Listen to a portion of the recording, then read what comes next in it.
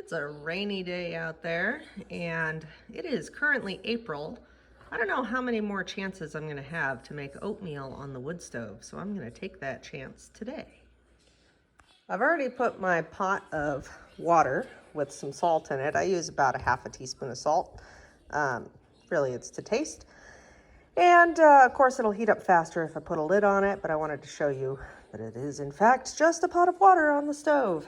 And our stove right now is reading about, I don't know, 325 on the stovepipe, which means this griddle piece, which is thinner, and the hottest point is probably somewhere in the 400 degree range.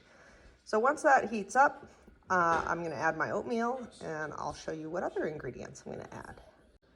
As far as the oats are concerned, I know everybody's got their opinions about everything, but I just get, whatever's on sale at the time, just regular old rolled oats, and I don't think it really matters. You could get steel cut, you could get quick oats, you could get overnight, it doesn't matter.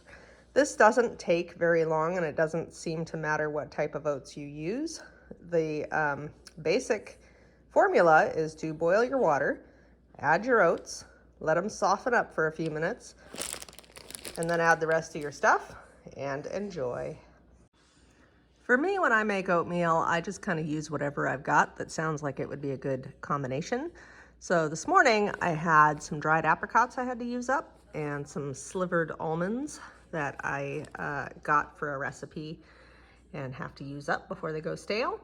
I also opened a can of coconut milk the other day and only used a little bit of it, so I'm gonna plop that in there. And then my go-to spice for oatmeal is always cinnamon. This is heating up pretty quickly. It's been, I don't know, maybe 2-3 minutes, and we're already steaming. I don't wait until it gets to be a rolling boil or anything like that. I just add my oats, and honestly, I pretty much eyeball my quantities, but your oats will come with a preparation recipe, so that'll be helpful. We actually keep some cooking utensils near the wood stove on the mitten warmers that came with our stove. So I'm gonna select this spoon, give her a stir. And of course, because I'm holding the phone, that's more difficult than it would otherwise be, but you get the idea. And then I'm just gonna let that sit for just a couple minutes to soften up before I add the rest of the magic. The warming shelves on the side of our stove made a great staging area because they really don't get hot. It's not any kind of heat that's gonna melt plastic here. Certainly not for short periods of time. I would not leave plastic on these long periods of time. Now that I've added my oats and they've had just a couple minutes to stir around, I'm gonna add the rest of my stuff. I generally add my spices first because that gives them more time to kind of impart their flavors, if you will, into whatever it is that I'm cooking. And I do that no matter what I'm cooking. Okay, so I've got my cinnamon in there. Now I'm gonna go ahead and add my apricots and almonds. And one thing I do wanna mention is you'll see that this is kind of thickening up pretty quickly. And that's okay because I'm also adding more liquid in the form of that coconut milk. So I'm not concerned that this will be dry or clumpy or anything like that. Okay, gonna let that cook for a little bit and then come back and add the coconut milk.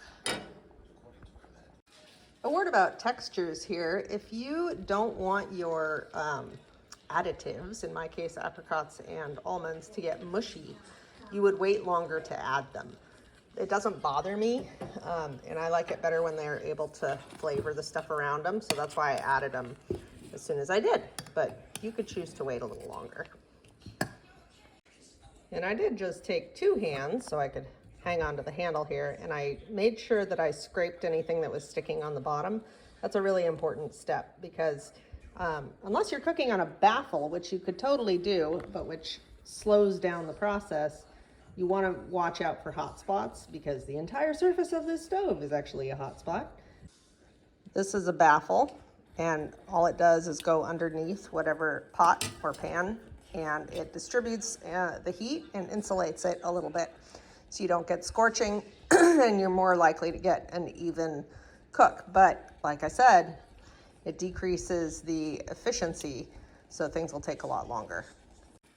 Time to add the coconut milk. I'm just gonna put it all in there.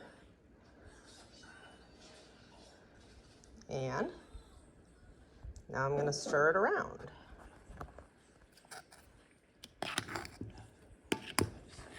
That's gonna be super creamy and hopefully super yummy. I did not add any sugar. You could, of course, add brown sugar or white sugar or honey or whatever floats your boat. I think some honey might be really good in this. I might add a little bit of it, but we don't generally eat a lot of sugar, so that's why there's a marked absence of it in this dish. Bon appetit. Some people like to put a pat of butter on the top of it. Personally, I think the coconut milk has plenty of fat in it for now. So if you have different ingredients or your favorites to put in oatmeal, let me know. I always love to try new things.